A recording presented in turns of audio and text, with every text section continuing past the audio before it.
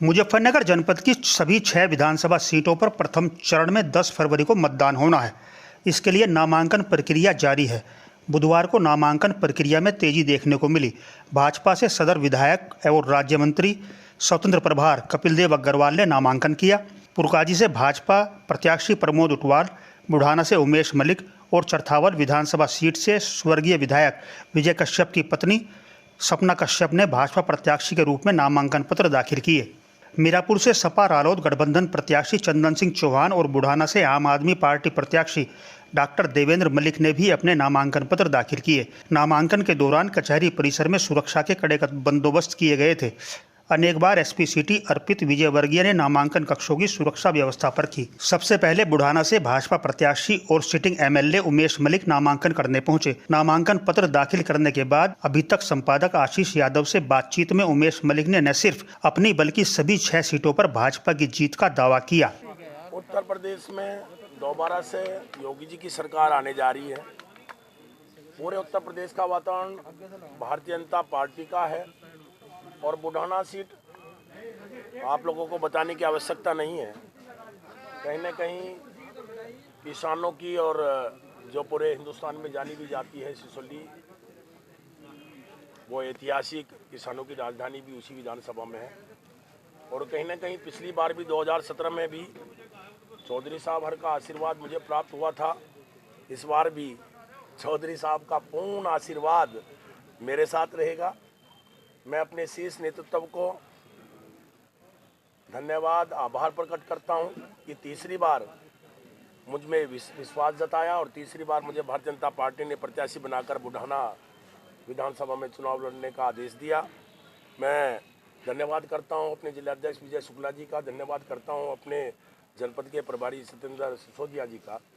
और सच्चाई तो यह है कि 2013 में जो उत्तर प्रदेश की सरकार, तत्कालीन सरकार अखिलेश जी की सरकार ने जो शोषण उत्पीड़न हमारे जनपद में 18-28 वर्ष की आयु के नौजवान लड़कों पर, माताओं बहनों पर, बुजुर्गों पर फर्जी मुकदमे लगाकर हजारों की तादाद में लोगों को जेल भेजने का काम किया था, इस जनपद मुजफ्फरनगर की जनता अगले 50 वर्ष तक वो समय भुला नहीं सकती। इसलिए 6 की 6 सीट जनपद मुजफ्फरनगर की इस बार भी जीतेंगी और आने वाली योगी जी की सरकार में जनपद मुजफ्फरनगर की हिस्सेदारी रही। आपने कहा सिसोली राजधानी बताई आपने और उसका आशीर्वाद बताया, लेकिन उन्होंने 24 घंटे में अपना विचार बढ़ा और उन्होंने सबको आशीर्वाद देने को मना कर दिया। उसमें क्या कहेंगे, आपको कैसे आशीर्वाद करेंगे? पिछली बार भी उनका यही बयान था, यूनियन कहीं न कहीं अराजनीतिक है, लेकिन उनका आशीर्वाद पिछली बार भी प्राप्त हुआ था और इस बार भी आशीर्वाद प्राप्त हो रहा है। वे ऐसे कौन से कार्य है जो पिछले 5 साल में रह गए और आगे करना चाहेंगे? बहुत बड़ा विकास का काम हुआ है, जनपद का रूप बदला है, प्रदेश का रूप बदला है। ऑक्सीजन प्लांट जैसे काम, बस अड्डे जैसे काम, राजकीय डिग्री कॉलेज, लड़कियों का राजकीय डिग्री कॉलेज, बहु एसटीपी प्लांट, राष्ट्रीय ध्वज, चौकियों का निर्माण, सड़कों का निर्माण, कितना बताएं। जो पिछले 50 वर्षों में ये सारी चीजें बुढ़ाने में हुई मित्र। ऑक्सीजन प्लांट जनपद में पहला ऑक्सीजन प्लांट मुझे बुढ़ाना सीएचसी में लगा। जनपद के अंदर एक राजकीय डिग्री कॉलेज आया, वो शाहपुर के अंदर निर्माणाधीन है। जनपद के अंदर एक राजकीय डिग्री गर्ल्स कॉलेज आया, वो भी राजपुर गढ़ी के अंदर। विधायक जी, आखिरी सवाल है, क्या सिसोली से आपको प्यार मिलेगा? उम्मीद है सिसोली से मुझे पिछली बार 70% वोट मिला था। दावे के साथ कह सकता हूँ इस बार 80% वोट सिसोली से मुझे मिलने जा रहा है। आशीर्वाद लेने जाएंगे?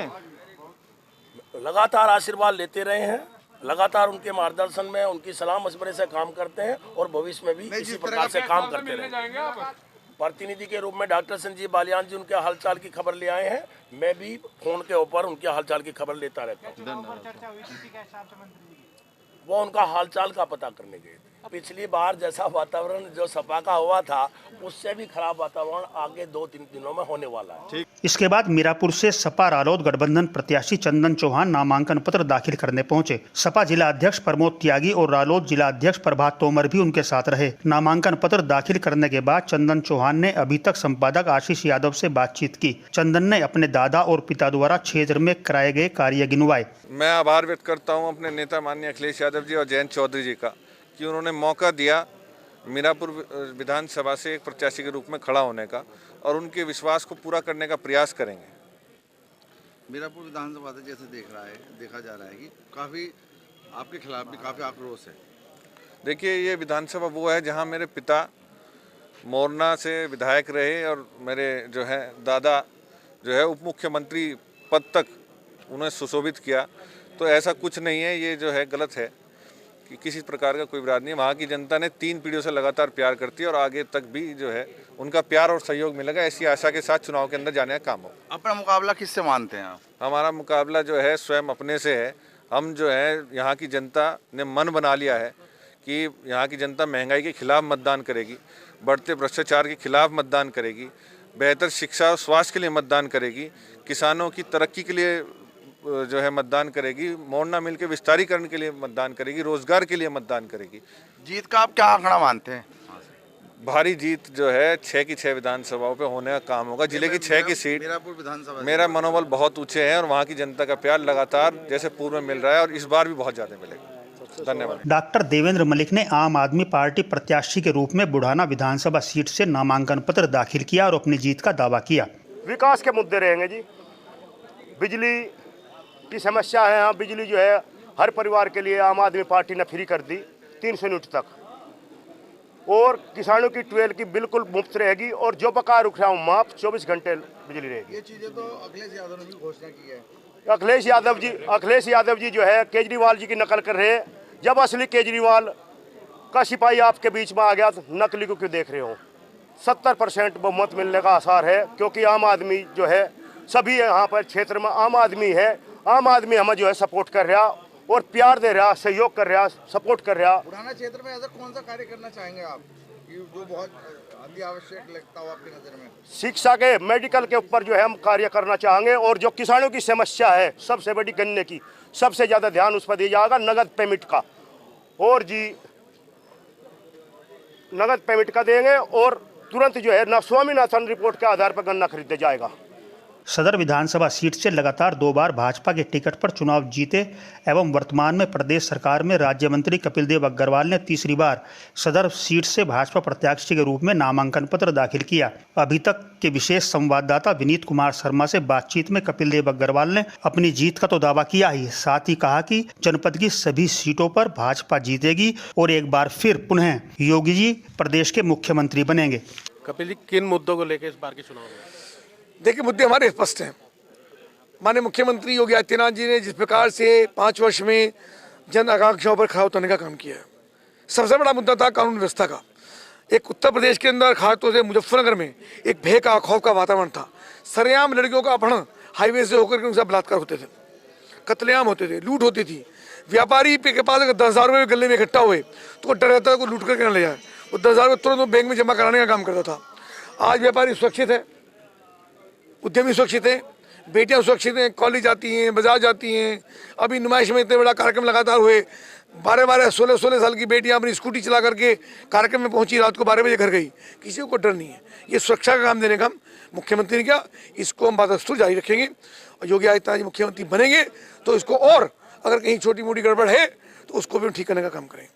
इसके गड़बड़ हैं और किस तरह के काम ऐसे हैं जो अधूरे रह गए थे, जो इस बार हैं? जैसे लोग अभी कहीं ना कहीं अभी आप देखें अभी तमंचे की फैक्ट्रियां पकड़ी जा रही हैं। हमारी सरकार है जिसमें तमंचे की फैक्ट्री को पकड़ने वाले लोग जेल जा रहे हैं, वरना तत्कालीन सरकारों के अंदर उनको लोग संरक्षण दे देते और थाने में बैठ कर दलालियां करते थे, उनके सौदेबाजी करवाते थे, उनको छुड़ाने का काम करते थे। इसका मतलब जो आज भी तमंचे बना रहे हैं कि गड़बड़ तो है। ऐसे सब लोग कहीं ना कहीं रडार पर हैं और वे सब लोग भारी मुकदमों के साथ वे सब जेल जाएंगे। ऐसी चीज़ जो हमको दिखाई देंगी उनको किसी को बख्शा नहीं जाएगा और सख्ती के साथ कानून का लागू किया जाएगा। अभी तक का एक कार्यक्रम चल रहा है चाय पर चर्चा, जिसमें लगातार लोगों से हम लोग बातचीत कर रहे हैं। उसमें कुछ लोगों का ऐसा धड़ा भी आया जिन्होंने कहा कि कपिल का विरोध है लेकिन योगी के नाम पे वोट देंगे। एक भी नहीं है जो योजनाबद्ध तरीके से षड्यंत्र करके ऐसा करते होंगे। हम ये नहीं कहते 100% लोग हमारे समर्थक हैं, पर अधिकांश लोग हमारे समर्थक हैं और हमने सबकी भावनाओं का सम्मान रखा है। जो हमारे पास आया उसकी हमने बात सुनी, उसकी हमने मदद की। कोई आया, किसी जाति वर्ग का आया, हमने किसी को निराश नहीं लौटाया।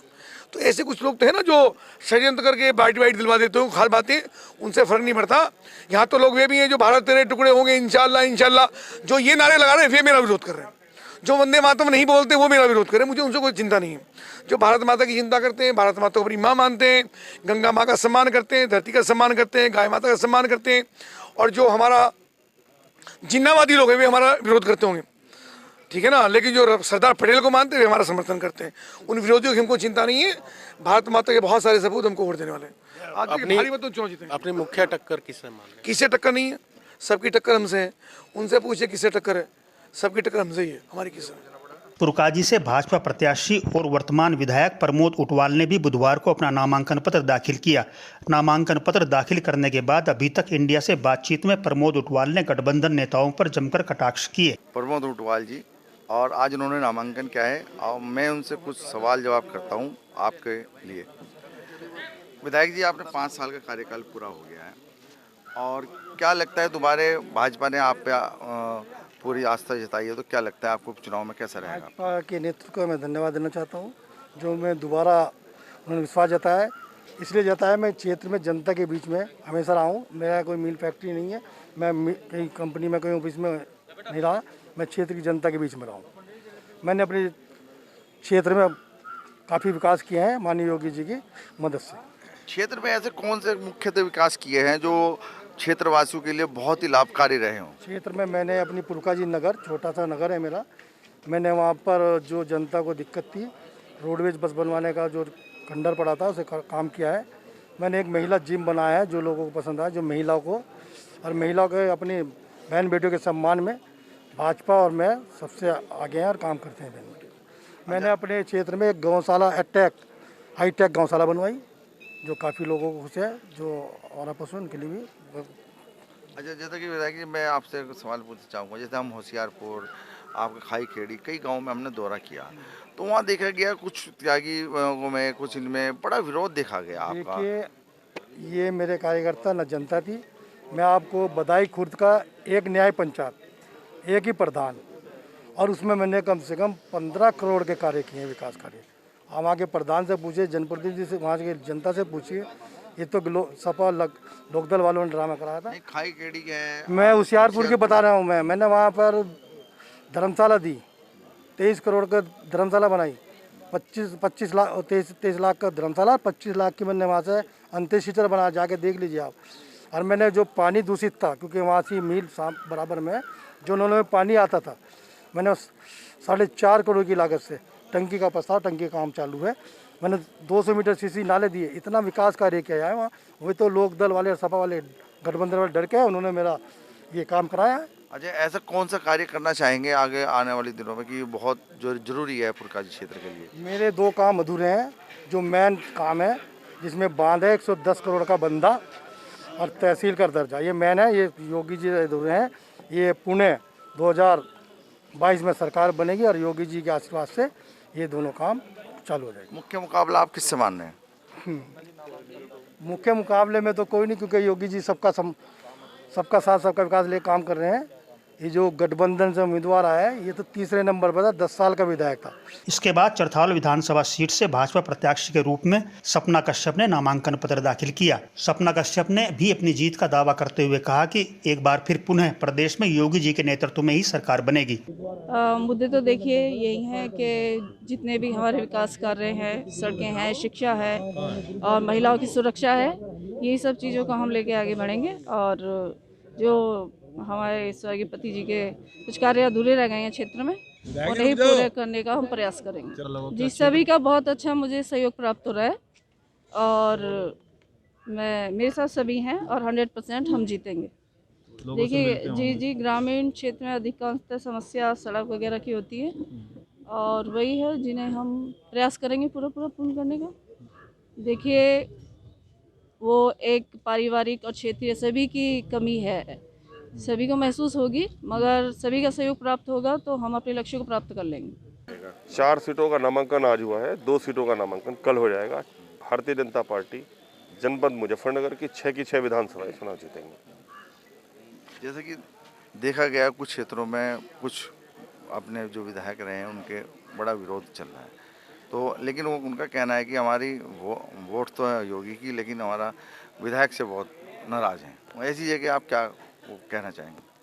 भारतीय जनता पार्टी 6 की 6 विधानसभाएं जीतेंगी। भारतीय जनता पार्टी लगातार जनता के सुख दुख की चिंता करते हुए लगी रही। भारतीय जनता पार्टी उत्तर प्रदेश के मुख्यमंत्री सबका साथ, सबका विकास, सबका विश्वास लेकर जो लगातार दिक्कतें थी, पानी मिल रहा है, बिजली मिल रही है, बिजली का रेट घटा है, जो समस्याएं लोगों को चल रही थी, लोगों को आवास मिले हैं। शहर में ऐसा कोई विधवा विकलांग नहीं है जिसको आवास नहीं दिया गया है। हमारी भारतीय जनता पार्टी, देश के प्रधानमंत्री माननीय नरेंद्र मोदी जी और उत्तर प्रदेश के मुख्यमंत्री माननीय योगी आदित्यनाथ जी के द्वारा जन कल्याणकारी योजनाएं नीचे तक प्रत्येक कार्यकर्ता जिनको आवश्यकता है उनको सब योजनाओं का लाभ दिया जा रहा है। भारतीय जनता पार्टी लगातार, आपने देखा होगा किस प्रकार के हालात 2013 में यह जनपद मुजफ्फरनगर के थे, कमाल का कांड हुआ है, जनता उसको भूली नहीं है। किस प्रकार से हमारे बच्चों को पीट कर मार डाला गया। आज भारतीय जनता पार्टी के कार्यकर्ता सुरक्षा महसूस कर रहे हैं। नहीं तो लगातार ये चिंता रहती थी कि कौन मेरी बेटी को स्कूल ट्यूशन छोड़ने जाएगा, कौन स्कूल से लेने जाएगा। आज किसी प्रकार की दिक्कत नहीं है। लाइट की आप स्थिति देखते थे कि किन जिलों को लाइट मिलेगी, आज प्रत्येक पूरे उत्तर प्रदेश में सबको लाइट मिल रही है, सबको लाइट मिल रही है। हम 6 की 6 विधानसभा चुनाव जीतेंगे। जय हिंद, जय भारत, वंदे मातरम। नामांकन को आए बड़ी संख्या में प्रत्याशियों को देखते हुए नामांकन कक्षों के साथ ही कचहरी परिसर में भारी संख्या में पुलिस बल तैनात रहा।